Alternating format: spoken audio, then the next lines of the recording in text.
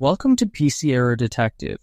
In this video, I'll show you how to stream Peacock on Discord and explain how to share your favorite shows with friends easily.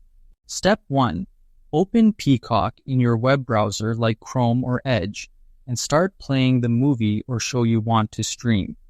This is important because Discord can only share content that is already running on your screen. Step 2. Launch the Discord desktop app and join a voice channel in your server, because screen sharing only works inside voice channels. Make sure you have the right permissions to start a stream. Step 3.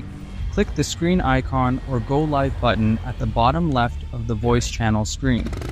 This opens the sharing menu where you choose what others will see. Step 4.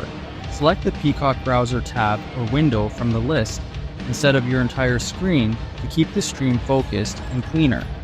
This also helps viewers see the video more clearly. Step 5. Before starting, enable share audio or stream audio so others can hear the show properly. Finally, click Go Live or Share to start streaming Peacock on Discord. Thanks for watching, and don't forget to subscribe to PC Error Detective for more helpful tech tutorials.